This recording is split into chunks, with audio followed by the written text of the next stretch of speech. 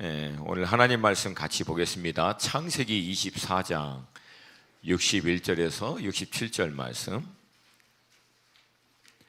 창세기 24장 61절에서 67절 우리 한 목소리로 같이 읽겠습니다. 시작.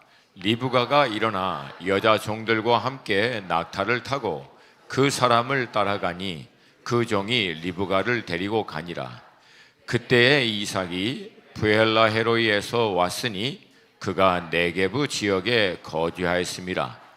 이삭이 저물 때 들에 나가 묵상하다가 눈을 들어 보매 낙타들이 오는지라.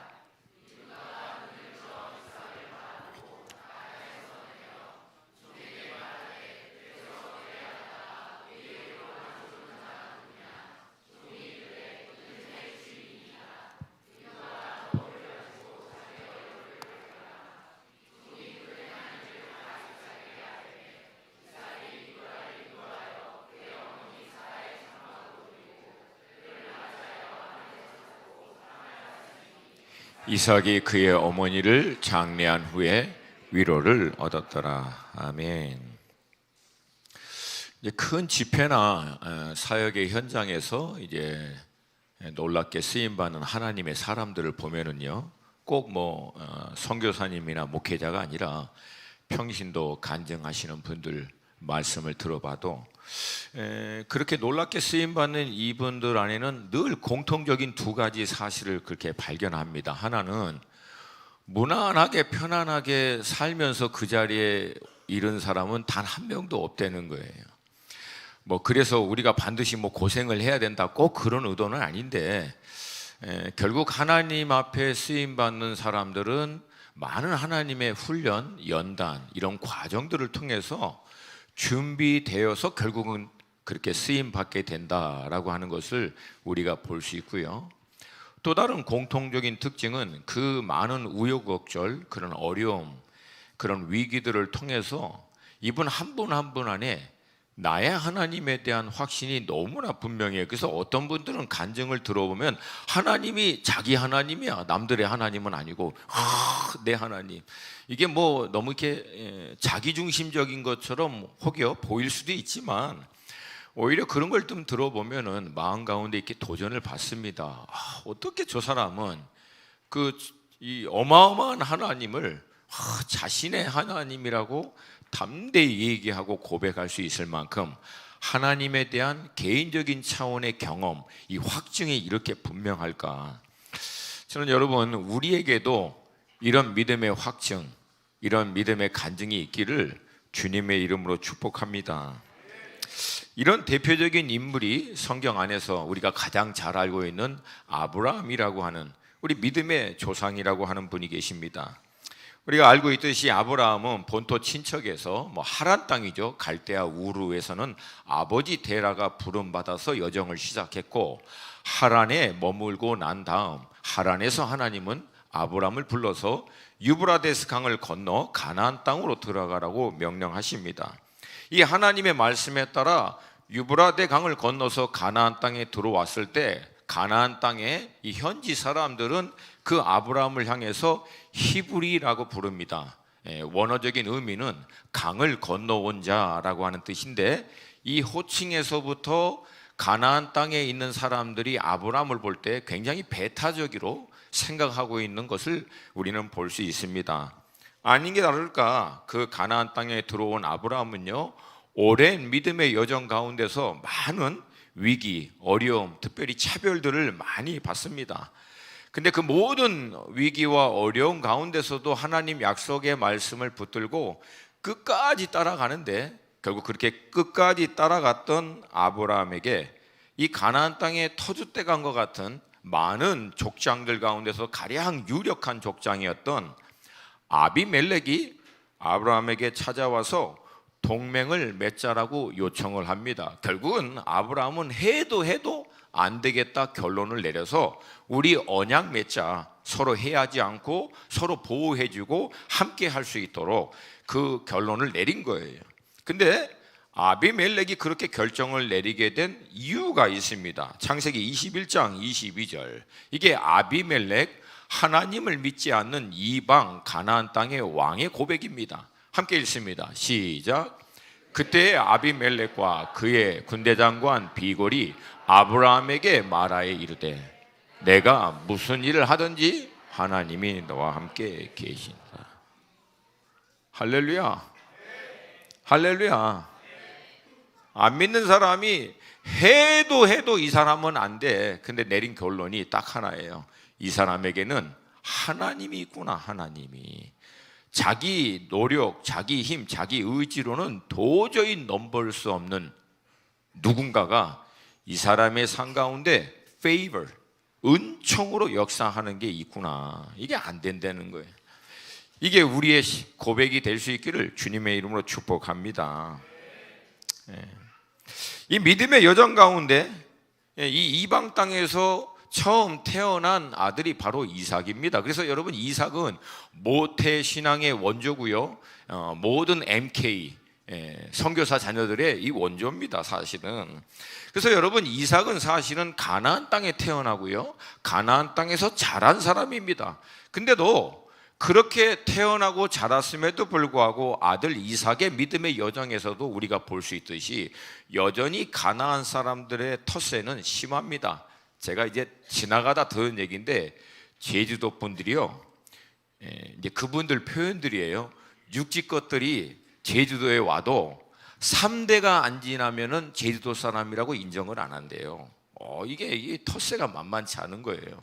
그러니까 여기 가나안도 사뭇 비슷한 얘기예요. 얘는 태어났어요, 여기서. 그리고 다 자랐어요. 그럼에도 불구하고 여전히 이삭을 향한 텃세는 심한 거예요. 그의 아버지 아브라함이 생을 마치고요, 떠나고 난 다음에 이삭이 아버지의 믿음을 이어서 가나안 땅에 정착하고 사는데, 여전히 이삭을 얼마나 심하게 텃세를 부리고 차별을 했는지 이삭이 굉장히 힘든 여정을 겪게 됩니다. 근데 여러분, 그렇게 하다 보면 이삭 안에는 이제 혼란이 오죠. 아니, 나는 여기서 태어나고 자라고 여기서 결국은 나의 삶의 모든 터전을 만든 사람인데도 불구하고 왜 나는 이런 차별을 받아야 하지? 때로는 이런 것 때문에 오는 갈등, 혼란, 이런 거를 충분히 겪었을 거라고 우리는 추정해 볼 수 있습니다. 근데 여러분, 이런 관점에서 우리 그리스도인도 비슷해요. 우리도 이 땅에서 태어나서 자랐지만 결국 어느 시점에서 예수 그리스도를 인격적으로 만나 예수 그리스도를 구주와 주인으로 믿는 믿음의 삶으로 바뀌어서 우리의 소속이 땅이 아니라 이제 하늘로 바뀌고, 더 이상 땅의 가치, 땅에 있는 것을 유업으로 받는 사람들이 아니라 하나님의 나라를 유업으로 받을 사람으로 딱 그것을 정말 정하고 살게 되면 이 세상의 가치와 유행을 쫓는 사람들로부터 차별을 받을 수밖에 없고, 너는 왜 그러냐고, 너는 왜 그렇게 사냐고. 때로는 그것 때문에 우리가 많이 갈등을 하고 어려움을 겪기도 하지만, 사실 여러분, 그때마다 우리가 기억해야 합니다. 우리는 이 땅의 나그네라고 하는 거예요. 성경이 얘기합니다. 우리는 다 나그네라고. 그리스도 예수 안에서 거듭난 여러분과 저는 이 땅에 사는 동안은 나그네인 줄로 믿습니다. 그리고 결국은 우리는 우리의 모든 유업을 받을 하나님의 나라가 우리의 본향인 줄로 믿습니다. 이 정체성이 분명할 때 우리는 흔들리지 않고 땅의 가치가 아니라 하나님의 가치, 땅에 잠시 있다가 사라질 유업이 아니라 영원히 보장되는 하나님의 나라의 유업을 믿음으로 취하고 살 수 있게 될 줄로 믿습니다. 여러분, 이삭의 입장에서도 이 독특한 정체성과 어떤 이 부르심 때문에 어린 시절부터 굉장히 어려움을 많이 겪습니다. 아시다시피 태어나서 얼마 안 됐는데 언약의 자손과 육신을, 율법을 쫓아난 자손, 뭐 이런 거 이삭의 입장에서는 충분히 이해가 되지 않죠. 근데 자기 형 그 이스마엘이 자기와 어떤 그런 불화가 일어나자 아버지께서 이스마엘 자기 형과 어머니를 정리해서 결국은 떠나 보냅니다. 어린 아이의 입장에서는 이게 충분히 이해하고 소화할 수 있는 수준이 아닌데, 이런 일들을 겪게 돼서 나중에는 언약의 자손과 율법을 쫓아난 자, 세상을 쫓아난 자의 이 명확한 구분에 대한 것들을 정리했을 것으로 추정은 하지만, 이 어렸을 때는 그게 충분히 납득이 되지 않는데 오늘 그냥 떠나버린 거예요. 그리고 어느 날은 아버지께서 갑자기 하나님께 제사 드리러 가자고 나무 좀 매라. 그래서 나무 매고 아버지 따라서 제사한다고 산에 올라갔는데 갑자기 아버지가 자기를 결박하고 나무 위에다가 얹혀놓고 자기 잡아서 하나님께 제사 드리겠다라고 한 거예요. 그러니까 이삭의 입장에서는 이게 얼마나 놀라운 일이에요. 이게 너무 황당한 경험이에요. 여러분, 그리고 이제 산에서 내려오고 난 다음에 아버지가 산에 가자라고 할 때마다 이삭의 마음이 어땠을까요? 따라갔을까요? 안 따라갔을까요? 괜히 아버지가 이제 한 번씩 이렇게 쳐다볼 때마다 마음이 뜨끔뜨끔 할 거예요. 또 산으로 가자면 어떡하지? 그리고 나서 그나마 이삭의 입장에서는 마음에 위안이 됐던 어머니 사라가 결국 하나님의 부르심을 받고 세상을 떠납니다. 그러니까 이삭의 입장에서는 참 힘들고 어려워요. 그리고 오늘 본문의 시점은 이삭이 40세라고 나와 있어요. 그러니까 아브라함의 나이도 대략 얼마예요? 140세입니다. 175세에 하나님의 부르심을 받았기 때문에 이제 하나님의 부르심을 받기에 얼마 남지 않은 그런 인생 말년의 시간이라고 충분히 볼 수 있는 그때입니다. 근데 그 아버지인 아브라함이 그의 인생의 말년에 굉장히 중요한 결단을 합니다. 근데 이 결단이 이삭의 입장에서 보면은 굉장히 곤란하고 어려운 일을 한 겁니다. 그것은 아버지 아브라함이 이삭의 아내를 구하는데 그 본토의 가나안 땅에 있는 여인을 아내로 삼지 않고 강 건너, 유브라데 강 건너 반대편 자기의 친족에서부터 아내를 데리고 오도록 결정을 내린 거예요. 근데 여러분, 이건요 조금만 상식적으로 조금만 깊게 생각하면은 이게 굉장히 어려운 결정입니다. 왜냐하면 여러분, 아버지 아브라함이 가나안 땅에 들어와서 히브리인, 강 건너 온 자라고 하는 이 배타적인 이 차별을 얼마나 오랫동안 받았습니까? 그러니까 아브라함 자신도 그런 차별을 받아왔기 때문에 자신의 입장에서 이제 앞으로 믿음의 여정을 이끌고 나아갈 이삭을 조금이라도 인간적으로 배려한다면 이삭을 위한 아내를 누구를 아내로 삼도록 해주면 되겠습니까? 가나안 땅 여인을 아내로 삼아주면 된다는 거예요. 더구나 여러분, 아브라함은 아비멜렉과 동맹을 맺은 사람이에요. 그러면 아비멜렉의 딸하고 결혼시키면 가나안 땅에서 가장 유력한 그 족장 중에 한 명인 아비멜렉의 사위가 된 이삭을 누가 건들겠습니까? 그러니까 여러분, 이거는 세상의 이치와 상식, 흐름만 정확하게 분별하고 이해할 수 있는 사람이면 전혀 이게 말이 안 되는 결정이에요. 이거는 불보듯 뻔하게 앞으로 이삭이 어떤 어려움을 겪게 될 것이다, 이건 알 수 있는 일입니다. 근데 이 결정을 아버지가 내려버린 거예요, 아들 이삭을 위해서. 근데 여러분, 아브라함이 이 결정을 왜 그렇게 내렸을까요? 너무나 불보듯 뻔히 어려움을 아들 이삭이 겪을 것을 알고도 왜 이 결단을 했을까? 간단합니다. 아비멜렉과 같은 사람의 은총보다 언약 안에 머물므로 하나님의 은총을 받는 것이 더 중요하다라고 하는 거예요. 당장의 상황과 어떤 환경적인 동맹을 통해서 환경과 상황의 문제를 해결하는 것보다도 상황과 환경을 다스리시는 하나님 편에 서 있는 게 더 중요하다라고 해요. 잘 들으세요.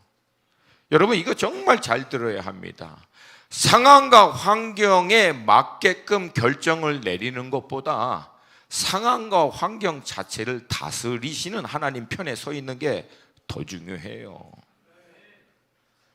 동의하시면 좀, 제가 이거 반복하잖아요, 지금 강조하려고. 더 중요합니다. 그러니까 여러분, 사실은 죄송합니다, 우리가 똑똑한 것 같고 세상의 흐름, 이치를 정확하게 파악해서 어떻게 하는 게 대세고 만든 도리인 것 같이 민첩하게 하는 것 같지만 실상은 어떤 목사님이 표현한 대로 헛똑똑이야, 헛똑똑. 더 큰 원리를 늘 못 봐요. 더 큰 상황과 환경 안에서 살아남으려고 버티려고 하지 마시고 상황과 환경 자체를 주관하시는 하나님의 손 안에 머무세요. 그게 대안입니다. 아멘입니까? 이삭의 입장에서는 처음부터 이 과정, 이 결정을 받아들이는 게 쉽지 않아요. 왜? 이삭 나이가 40이에요. 이게 알 만큼 알 만한 나이예요. 이게 지금 이게 쉽게 얘기해서 What's going on? 이거 도대체 일이 어떻게 돌아가고 있는지 정확하게 알고 있는 나이입니다. 그리고 40세가 될 때까지 아버지 아브라함이 이 가나안 땅에 살면서 겪었던 차별, 문제, 어려움 이삭이 봤어요, 안 봤어요? 함께 다 본 나이입니다. 그러니까 이 결정이 이게 사실은 자기한테는 실제예요. 결정은 아버지가 내리지만 이 결정에 따른 실제적인 영향은 누가 받아요? 이삭이 받아요. 그러니까 이게 이삭의 입장에서도 쉬운 문제가 아니에요. 그리고 아버지 아브라함도 마찬가지예요. 왜? 평생을 가나안 땅에 살아왔거든.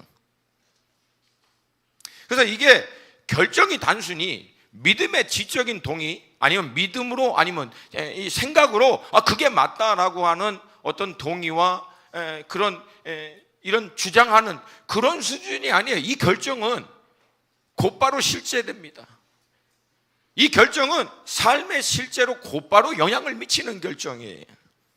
그래서 많은 경우에 우리 사랑하는 성도님들이 믿음이다라고 하는 이슈를 대할 때 이 믿음을 지적인 동의, 어떤 개념적인 이해적인 차원에서는 굉장히 편하게 쉽게 잘 받아들이는데 이 믿음이 삶의 실제적인 이슈와 직접적으로 부딪히는 어떤 중요한 모멘트가 돼버리면, 순간이 돼버리면 사실 이 믿음이 애매해지기 시작해요.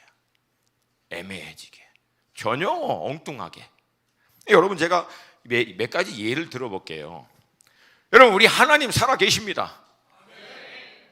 다시 한번, 우리 하나님 살아 계십니다. 근데 삶의 실제 현장에서는 중요한 결정을 내리고 어떤 일을 행할 때 하나님이 혹여나 안 살아 계시는 것처럼 할 때가 얼마나 많냐는 얘기예요. 하나님이 정말 살아 계시고 정말 다스리시고 통치하시는 분이 맞다면, 내가 그걸 정말 믿는다면 나의 결정과 나의 삶의 모든 일이 하나님이 살아 계시는 것을 전제로 해서 내리는 결정이어야 하는데 많은 경우에는 그렇지 못하다라고 하는 거예요. 또 하나, 여러분, 먼저 그의 나라와 그의 의를 구하면 이 모든 것을 더하여 주실 줄로 믿습니다. 약해요. 벌써 약해지잖아. 다시 한번, 여러분, 먼저 그의 나라와 그의 의를 구하면 이 모든 것을 더해 줄 줄로 믿습니다. 근데 실제는 어떻게 해요? 먼저 그의 나라와 의보다는 내 이익, 내 권리를 먼저 추구할 때가 참 많죠. 저는 여러분, 믿음의 여정을 하면서 제가 선포했던 몇 가지 말이 있는데 그 중에 하나가 이겁니다. 먼저 그의 나라와 의를 구하면 하나님 반드시 이 모든 것을 더해 주십니다. 근데 제가 이걸 왜 삶의 자리에서 선포했을까요? 왜 이거를 하나님께 주구장창 부르짖으면서 선포를 했을까요?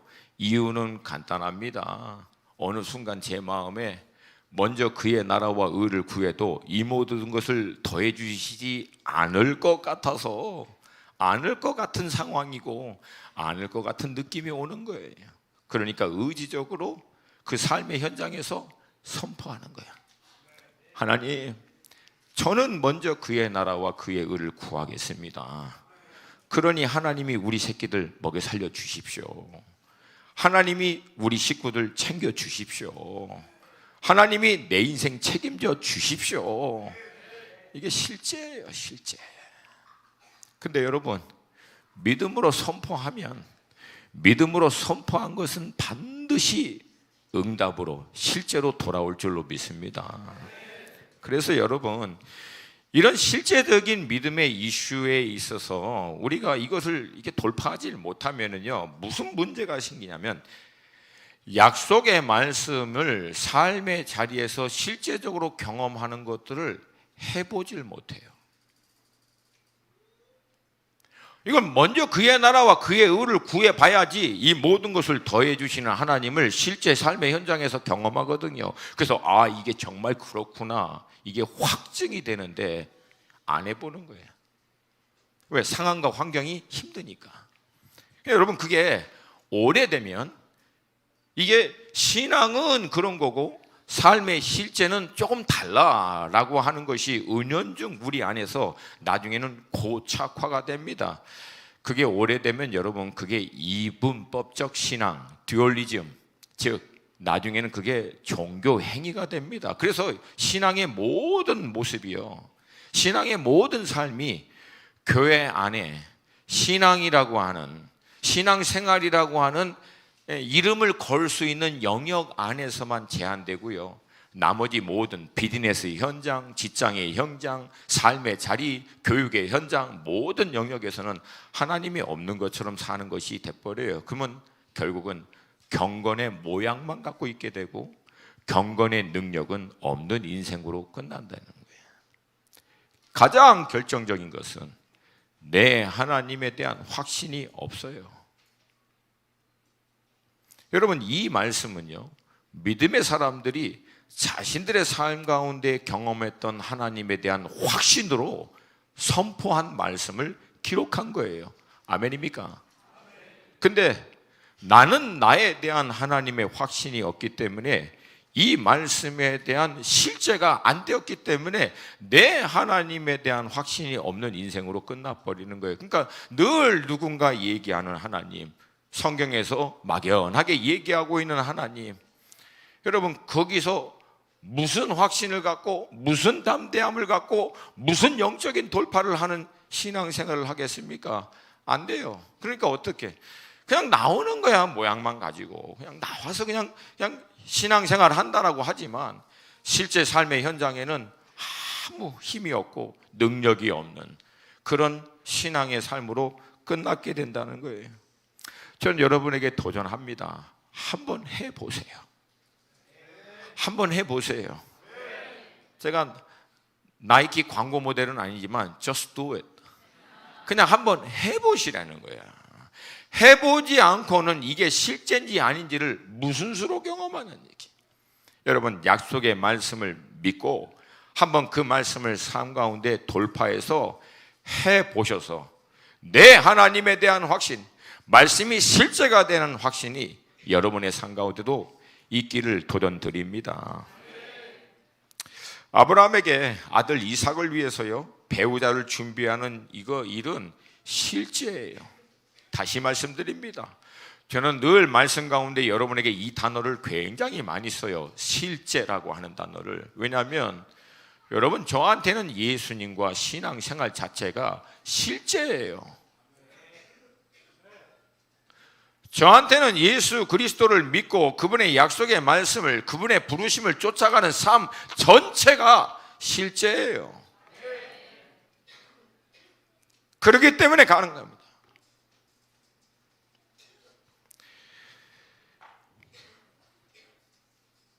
여러분, 아브라함은 이 실제적인 이슈 앞에서 용단을 내립니다. 그래서 아들 이삭을 위해서 가나안 땅에 있는 여자가 아닌 가나안 땅과 아무 연고도 없는 강 건너의 친족에서부터 아내를 삼도록 합니다.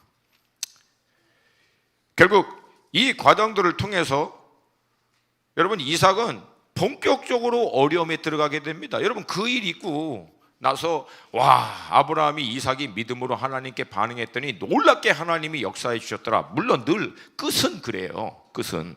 그러나 우리가 중요한 용단, 믿음의 결단을 내리면 놀라운 하나님의 역사와 은혜 현장으로 갑자기 점프하지 않아요. 요거 점프. 이렇게 생각하면 여러분 참 힘듭니다. 근데 그 은혜 가운데 가기 전에 하나님이 일종의 테스트, 연단을 하십니다. 이삭에게도 동일해요. 여러분, 그렇게 아내를 얻고 난 다음에 곧바로 흉년이 들어서요, 이삭이 자기가 살고 있는 땅에서 그랄 땅으로 옮깁니다. 그랄이 블레셋 지역이에요. 블레셋에서 바로 조금만 내려가면 어디예요? 애굽 땅입니다. 애굽으로. 그러니까 흉년이 드니까 이삭이 왜 그랄로 갑니까?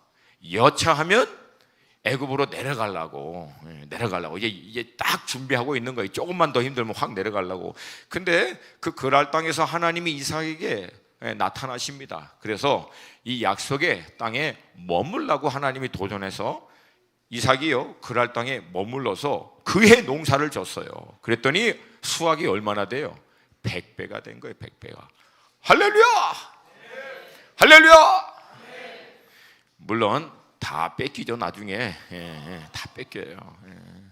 왜? 100배의 수확을 얻는 걸 보니까 이 블레셋의 아비멜렉과 그 사람들이 놀란 거예요. 이게 웬 이상한 놈이 와가지고 농사를 넣는데 1년 농사 지어서 1년 먹고 사는데 이 사람은 1년 농사를 지어서 100배를 얻었으니까 몇 년 먹고 사는 게 확보된 거예요. 100년. 계산이 어려우십니까? 이게 어마어마하거든. 그러니까 블레셋이 다 뺏어버린 거예요. 그러면 여러분, 저는 이런 상상을 하면서 늘 그냥 뭐라 그럴까요? 속이 사이다.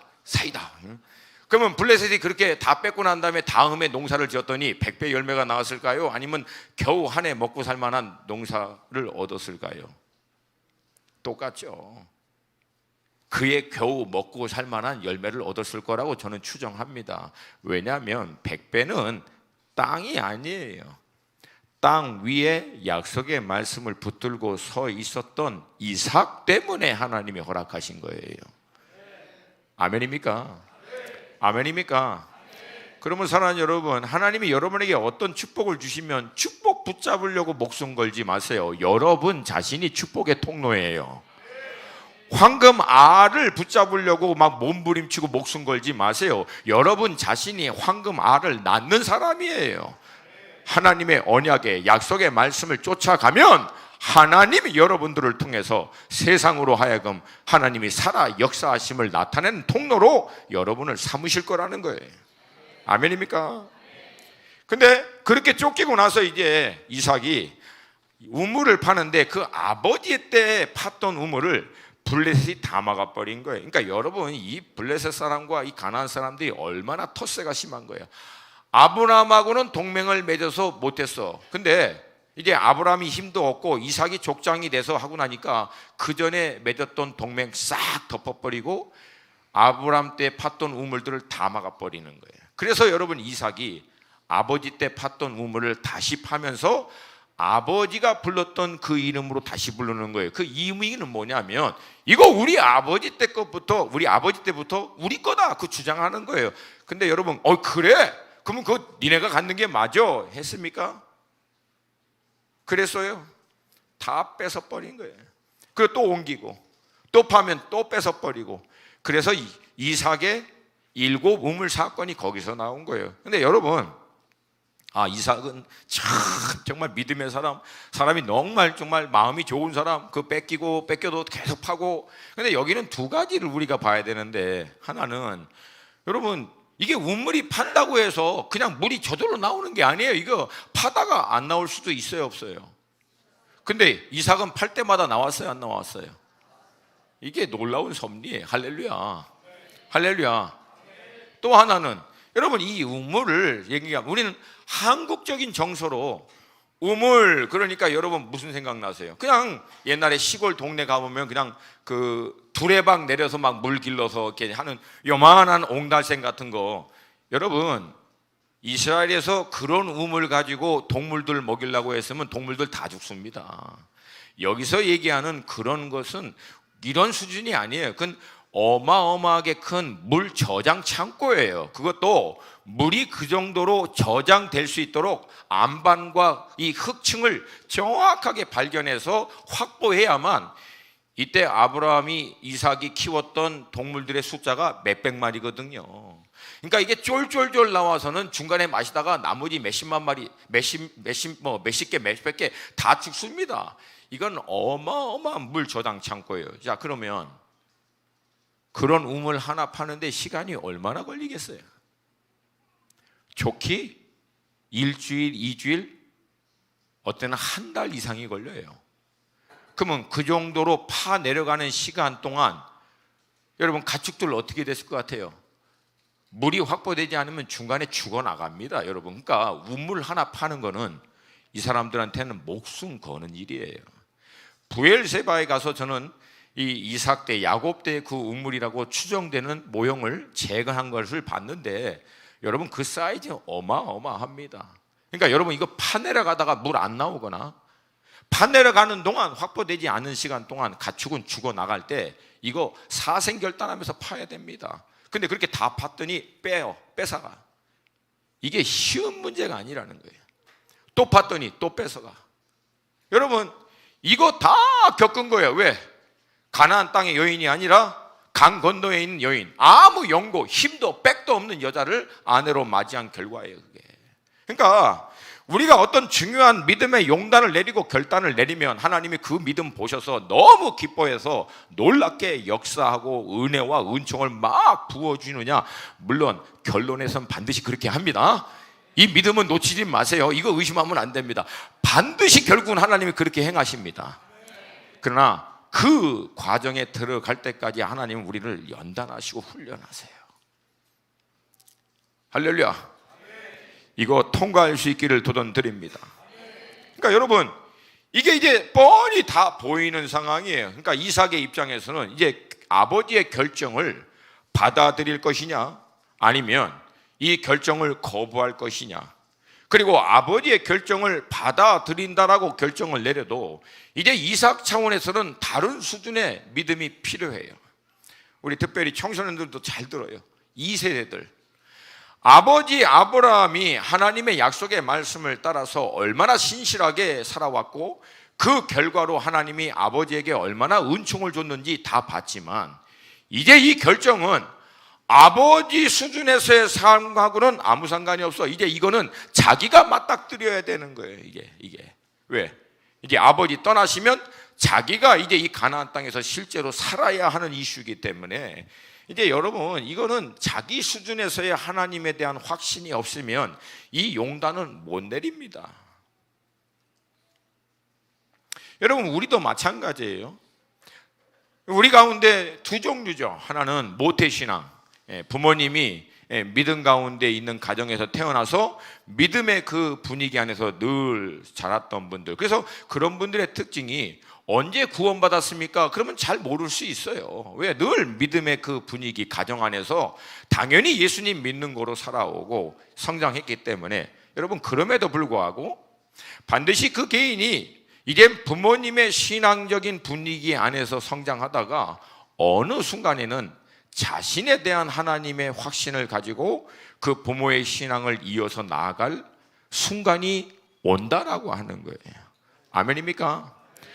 부모이신 여러분들이 해줄 수 있는 최상의 은혜는 여러분 자녀가 그런 하나님과 개인적인 인격적인 그 만남, 그 결정을 할 수 있는 기회를 최대한도로 많이 공급해 주는 그런 기회를 가질 수 있도록 여러분이 배려해 주는 거예요. 아멘입니까? 또 하나는 믿음의 가정이 아니야. 불신자에서 늘 성장하다가 어느 순간에 믿음의 사람들을 통해서 예수 그리스도의 복음을 듣고 교회라고 하는 곳을 처음 나와봐서 성장하고 교회 와보니까 정말 세상하고 달리 잘 믿고 정말 신실하게 신앙생활하는 믿음의 그런 권사님, 지사님, 그럼 셀 리더, 그리고 또 목회자들, 사역자들을 통해서 많은 은혜를 받고 성장합니다. 그리고 그런 교회에서 주는 은혜로 말미암아 성장도 하고 본인도 만족을 누려요. 그러나 그럼에도 불구하고 여러분, 결국은 여러분 한 분 한 분이 여러분의 하나님을 만나셔야 돼요. 만나셔야 합니다. 늘 강단에서 얘기하는 목사님의 하나님이 아니고 셀 리더가 얘기하고는 셀 리더의 하나님이 아니라 믿음 좋은 우리 교회의 누군가의 하나님이 아니라 그분들을 만나주신 동일하신 하나님, 이제 나도 만나주시고 내 삶에서도 역사해 주시옵소서. 이 모멘트가 우리 가운데 있어야 된다라고 하는 거예요. 아멘입니까? 그래서 여러분, 이삭은 이 결정을 내려야 되는 이제 순간에 온 거예요. 근데 이제 만약에, 이건 만약이에요. 이삭이 아버지의 결정을 거부하는 거예요. 아니, 지금 아버님, 이게 돌아가는 이 판세를 읽지 못합니까? 아니, 지금까지 거의 이제 이삭이 40세니까 70년, 근 70년이거든. 70년 동안 이 가나안 땅에 텃세 받으면서 그렇게 죽으라 고생했는데, 아니, 그거 나도 똑같이 하라는 거냐고. 말이 되는 결정을 좀 하라고. 저 그렇게 못합니다 하고 만약에 아비멜렉 찾아가서 당신 딸 내게 주라고, 내가 그 딸 안 굶길 자신이 있다고, 우리 아버지 거 이거 다 내 거니까. 여러분, 그렇게 해서 만약에 이삭이 가나안 땅에 있는 여인을 아내로 삼았다면 어떻게 됐을까요? 고생 징하게 했을까요? 아니에요. 여러분, 잘 먹고 잘 살고 만세 복을 누리다가 돌아가셨을 거예요. 갑자기 흐름이 이상하다 싶습니까, 여러분? 아니, 여러분, 비극적일 필요 없어요. 꼭 그렇게 안 한다고 해서. 저는 그거에 대해서 마음이 힘들지 않아요. 왜? 그 사람들이 추구하는 게 눈에 보이는 물질과 세상의 안락과 이 모든 풍요한 것을 누리는데, 아니, 누리라고 하세요. 누리라고. 근데 문제는 뭐예요? 가나안 땅을 유업으로 얻을 수 있는 언약에서는 끊겨집니다. 그러니까 지금 당장 치루어야 할 대가가 너무 크다고 믿기 때문에 타협을 해버리면 결국 마지막에는 더 큰 대가를 치루어야 합니다. 그러니까 가나안 땅의 작은 족장으로 남는 수준이 아니라 가나안 전체를 유업으로 받을 수 있는 하나님의 언약에서는 끊겨져 버리는 거예요. 그리고 또 하나, 만약에 이삭이 아버지의 어떤 신앙적인 믿음의 어떤 그런 그냥 그 강권적인 결정에 의해서 할 수 없이 그냥 이삭이 준비가 안 됐는데 떠밀리듯이 아버지 결정에 그냥 내심 마음엔 좀 힘들지만 그냥 할 수 없이 동의해서 대충 그렇게 넘어갔다고 칩시다. 여러분, 이것도 큰 문제가 생깁니다. 왜요? 나중에 이삭이 그렇게 결혼하고 난 다음에 문제가 많았어요, 안 많았어요? 아니, 많았어요, 안 많았어요? 그러면 그때마다 이삭이 뭐라고 생각할까? 내가 그때 결혼을 잘못해서, 내가 그때 이 여자 안 만났어야 되는데. 여러분, 이게 이런 식으로 돼버려요. 그러니까 어찌됐든 이삭에게는 이 아버지의 결정이긴 하지만 이게 자기 차원에서의 확증이 필요한 순간에 왔다라고 하는 거예요. 여러분, 이게 오늘 본문의 배경이에요. 근데 이때 종이 낙타를 이끌고 리브가를 데리고 오는 것을 봅니다. 그리고 그 종이 자초지종을 다 이삭에게 설명합니다. 근데 이때 이삭은 이미 준비되었던 것 같아요. 왜? 가타부타 말이 없잖아요. 그 리브가를 자신의 아내로 맞아 어머니의 장막에 들어가서 결국은 취합니다. 이 얘기는 뭐예요? 믿음으로 아버지의 내린 결정을 자기도 따라가겠다 결정한 거죠. 아멘. 아멘. 근데 여러분, 사실 이런 결정은요, 의지적으로 노력한다라고 내릴 수 있는 결정이 아닙니다. 이걸 우리 성도님들이 잘 기억하셔야 돼요. 이런 중요한 결정은 우리가 이렇게 살아야 합니다. 도전 받았으니까 나도 이제 결정을 이렇게 내리겠습니다. 주님 힘 주시옵소서. 이렇게 한다고 해서 결정을 내릴 수 있느냐? 죄송합니다. 이건 그렇게 안 돼요. 왜? 이거 실제라고 얘기했잖아요. 이 결정에 따른 여파, 실제적으로 대두되는 문제는 불보듯 다 보이는 거예요. 그래서 이런 거는요, 우리가 막 믿습니다. 주님, 제가 그렇게 결정하겠습니다. 역사하여 주시옵소서 라고 한다고 되는 게 아니라는 거예요. 여러분, 그러면 이건 어떻게 할 수 있는가? 보증 수표와 같은 가나안 땅에 있는 여인이 아니라 전혀 연고도 없는 강 건너의 여인을 아내로 삼아서 불보듯 뻔히 보이는 차별과 멸시를 다 통과해야 하는 이 믿음의 결단을 이삭은 어떻게 내릴 수 있는가? 성경은 그거에 대해서 직접적으로 언급하고 있지는 않아요. 그러나 오늘 성경의 흐름에서 힌트가 하나 나오고요, 그 힌트를 근거로 해서 성경 전체와 2000년 기독교 역사 가운데 많은 믿음의 사람들이 중요한 결정을 내렸던 보편적인 일반적인 이유 한 가지를 딱 대면 오늘 이 말씀 안에서도 이삭이 동일한 그 은혜를 경험한 이후에 이 결정을 내렸다라고 추정해 볼 수 있습니다. 그 힌트가 61절에 나와요. 우리 61절 말씀 같이 한번 읽습니다. 시작.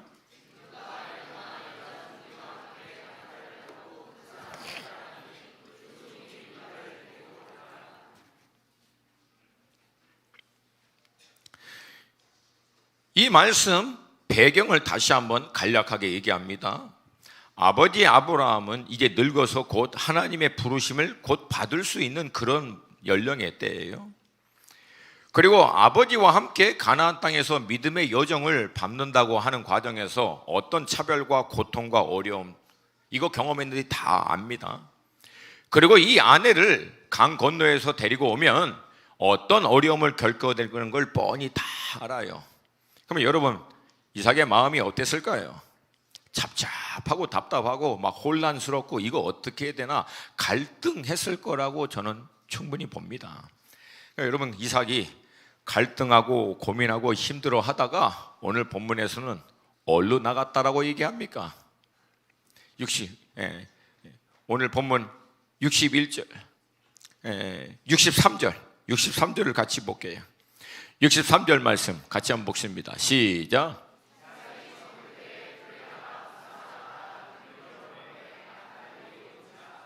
어디 나갔어요?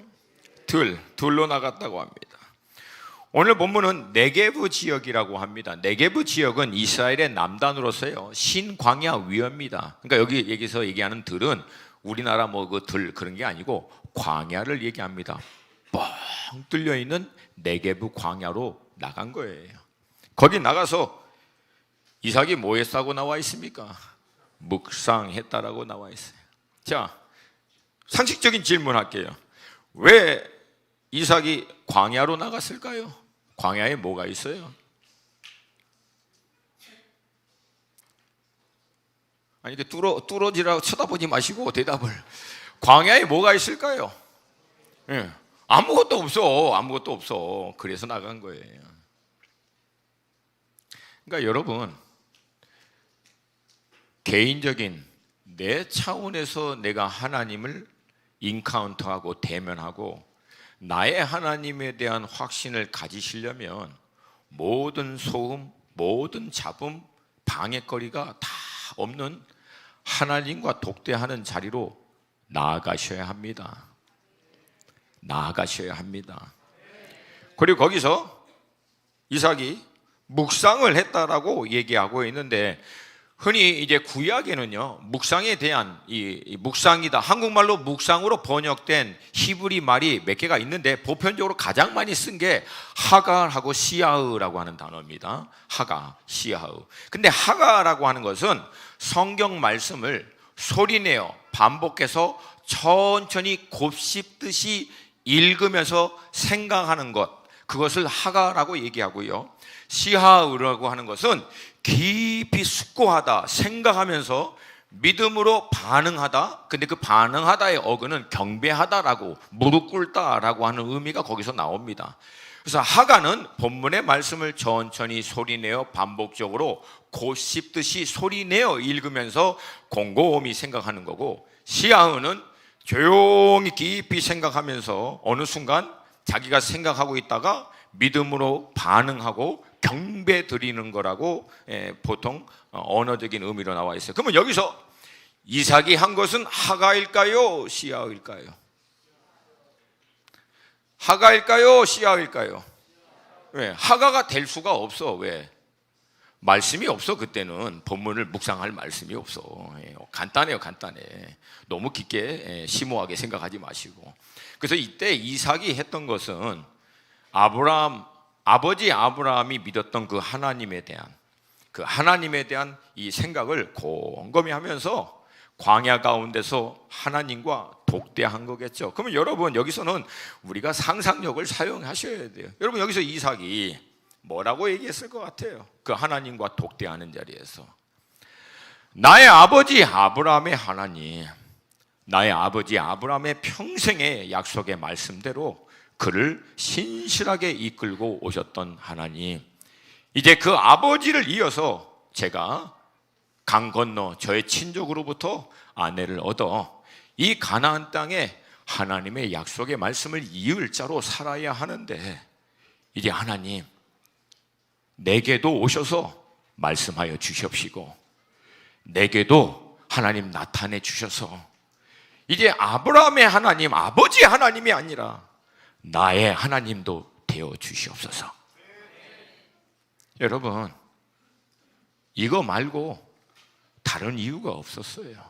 결국 광야에 나아가서 우리 아버지 아브라함의 하나님, 나도 만나주시고 내게도 오셔서 말씀해 주시고 내게도 언약으로 확증시켜 주셔서 나도 이 믿음의 여정 갈 수 있도록 역사하여 주시옵소서. 부르짖다가 하나님 만난 거예요. 다른 거 없어요.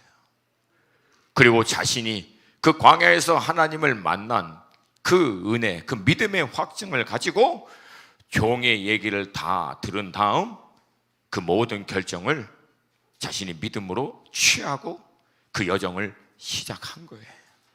아멘입니까? 그래서 다시 말씀드립니다.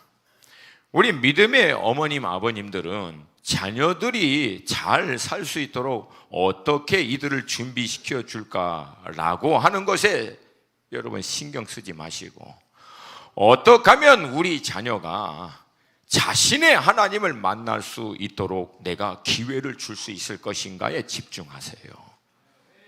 아멘입니까? 아멘입니까? 어떻게 하면 이 아이가 하나님을 만날 수 있도록 할 수 있을까? 그래서 여러분이 어떤 결정을 내리든 그 결정이 자식에게 유익이 되냐 그렇지 않느냐 딱 한 가지 기준으로 여러분 정확하게 알 수 있습니다. 내가 자녀를 위해서 이 결정을 내려주면 이 결정을 통해서 내 자녀가 하나님께 가까이 갈 것인가, 하나님을 의지할 것인가, 하나님을 더 붙잡을 것인가, 그렇다면 그 결정을 내리세요. 그러나 내가 자녀를 위해서 내려주는 이 결정이 오히려 이 아이로 하여금 하나님으로부터 멀어지거나 하나님을 또 간절히 매달리지 않도록 만드는 것이 돼버리면 여러분 그 결정을 내려주시지 않아야 합니다. 동의하시면 크게 아멘. 결국은 이삭도 자기 하나님에 대한 확신을 가졌기 때문에 아브라함의 하나님, 이삭의 하나님이 된 거예요. 여러분 열왕기 상하, 사무엘 상하를 보면은요, 이스라엘의 왕들 가운데서 3 제너레이션, 세 세대가 신실하게 하나님을 섬겼던 때가 한 번도 없어요. 잘 섬기다가 막판에 그냥 이상한 왕이 들어와 버리고. 근데 여러분 아브라함은 유일하게 아브라함, 이삭, 야곱, 그 다음에 나중에 누구까지? 요셉에까지 4 제너레이션이 신실하게 하나님을 따라옵니다. 근데 여러분 이 네 사람의 삶의 공통적인 특징이 뭐예요? 앞에서 제가 언급했던 예화하고 똑같죠. 무난하게 편안하게 산 사람들이 있습니까? 이 네 사람들 가운데. 근데 이 네 사람들이 그 위기와 그 어려움, 정말 힘들고 어려운 그 모멘트에, 그 순간에 결국은 누구를 확증한 거예요? 자신에 대한 하나님을 확증하고 거기서부터 돌파한 거예요. 그랬더니 아브라함의 하나님이 이삭의 하나님이 되고, 이삭의 하나님이 야곱의 하나님이 됐고, 야곱의 하나님이 요셉의 하나님이 됐어요. 아멘입니까? 그래서 결국은 그들을 통하여 하나님은 여자의 후손인, 바로 여자인 이스라엘을 준비시키는 세대로, 가정으로 하나님이 삼으신 거라는 거예요. 여러분 이 지혜로운 결정을 내려주시는 여러분들이 되시기를 주님의 이름으로 축복합니다.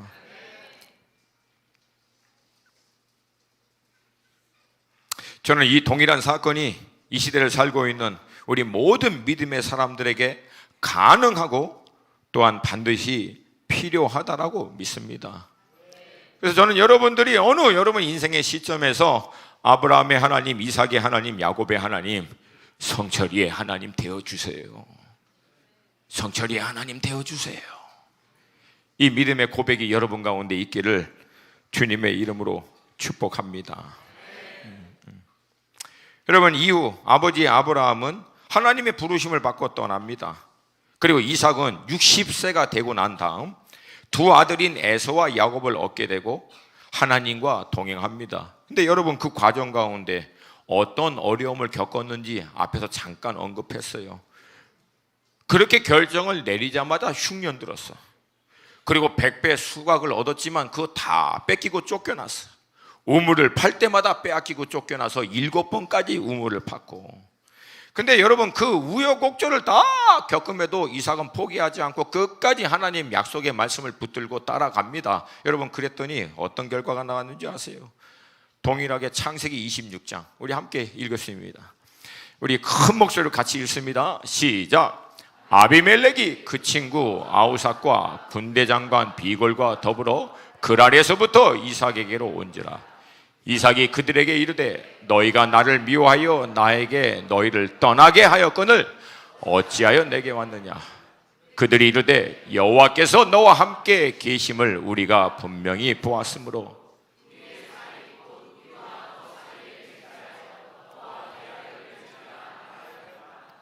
아멘.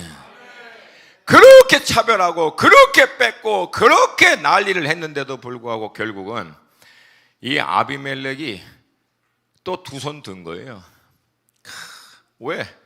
하나님이 아브라함 아버지 때만이 아니라 동일하게 언약을 붙들고 따라간 이삭 안에서도 동일하게 역사하는 것을 이 사람이 본 거예요.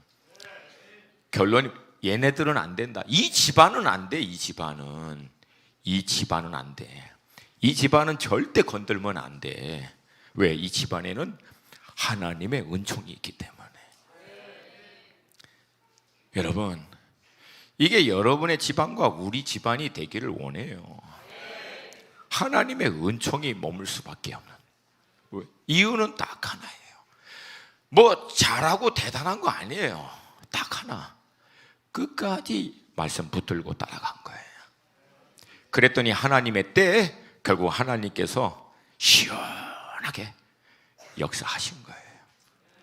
여러분, 우리 인생은 중간의 과정을 통해서, 왜? 과정은 올라갔다도 있고 내려갈 때도 있고, 어느 날은 막 할렐루야 했다가 어느 날은 놀렐루야 했다가 어느 날은 주님은 찬양합니다 그랬다가 어느 날은 주님 왜 이러십니까 그랬다가 늘 이게 많아요. 그러나 그 중간의 우여곡절 가운데서도 여러분 끝까지 포기하지 않고 주님 신뢰하고 순종하여 따라가면 주님의 때에 주께서 모든 것을 합력하여 선을 이루어내실 줄로 믿습니다. 여러분 때만이 아니라 여러분 자녀의 때도. 그래서 집안에서 집안, 제너레이션 투 제너레이션, 세대에서 세대로 하나님의 은총이 머무는 가정이 되시기를 주님의 이름으로 축복합니다. 여러분, 믿음으로 선포하겠습니다. 믿음은 실제다. 이 믿음이 실제가 되도록 해야 하는 삶의 현장은 늘 위기와 어려움 때문에 우리 믿음을 흔듭니다. 그러나 여러분, 우리 계속 얘기했잖아요. 주님 앞에 나아가 주님한테 플러그인 딱 하시면 반석 대신 주님 앞에 깊이 파고 믿음의 뿌리를 이 코너스톤 되시는 주님을 믿는 믿음으로 약속의 말씀을 취하여 그 반석에 딱 올려놓고 여러분의 인생의 집을 세우면 반드시 그 집은 흔들 자가 없는 줄로 믿습니다. 막판에 가봐야 알아요. 중간에 여러분 인생이 됐다 안 됐다 이거 섣불리 판단하지 마시고 끝까지 남아있느냐, 이게 중요한 거예요. 마지막까지 남아있게 되는 인생이 되느냐, 이게 중요합니다. 아멘입니까? 여러분, 그래서 여러분의 인생이 하나님의 은총이 여러분과 자녀 세대에 이어서까지 계속해서 남아있을 수 있는 그런 믿음의 가정들 되시기를 주님의 이름으로 축복합니다. 네, 우리 다 함께 좀 자리에서 일어나시겠습니다.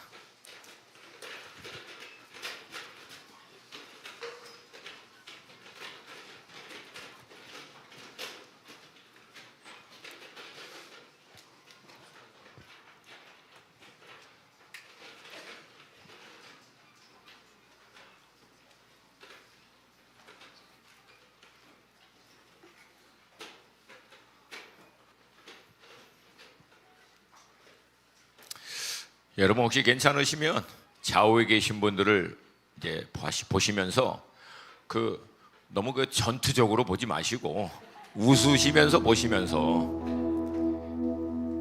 믿음을 이어가는 세대가 되십시다.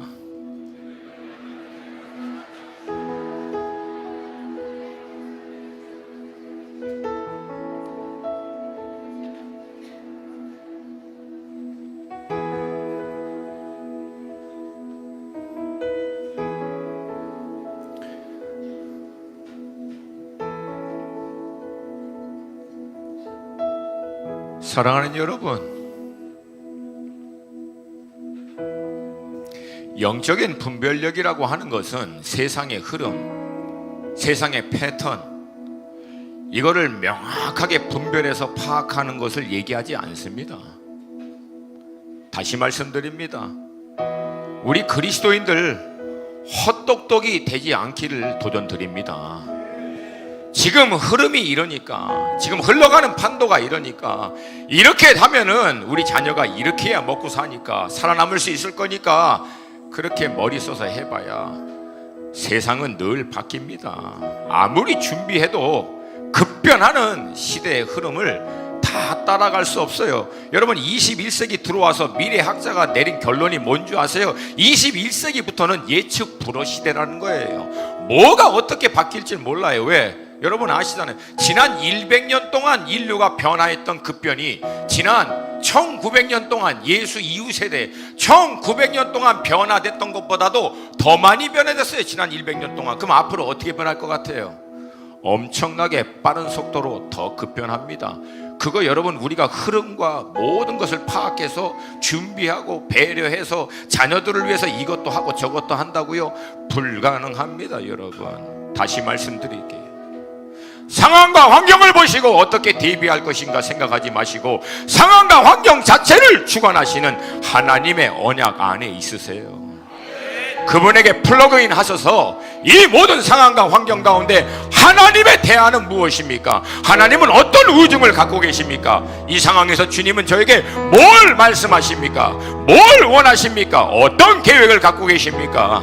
그리고 제게 믿음 주셔서 하나님의 그 계획 가운데 반응할 수 있는 믿음 주시옵소서.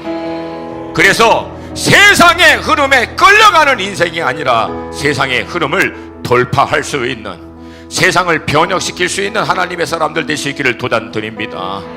도전드립니다. 도전드립니다. 그래서 여러분, 세상에 믿지 않는 모든 사람들이 여러분들을 볼 때 네가 말하는 하나님이 너와 함께 하심을 우리가 보았노라. 이게 여러분 인생 전체의 결론이 되시기를 주님의 이름으로 축복합니다. 하나님, 나를 만나 주시옵소서. 내게도 오셔서 말씀해 주시옵시고 내게도 나의 하나님에 대한 확증을 주셔서 흔들리지 않고 이 세대와 타협하지 않고 믿음으로 돌파할 수 있도록 하여 주시옵시고 나의 이 신앙이 우리 자녀에게도 흘러가게 하셔서 저들도 자신의 하나님에 대한 확신을 갖고 믿음으로 함께 달릴 수 있도록 하여 주시옵소서. 여러분, 우리 주일 예배이긴 하지만 우리 주님의 이름 한번 세 번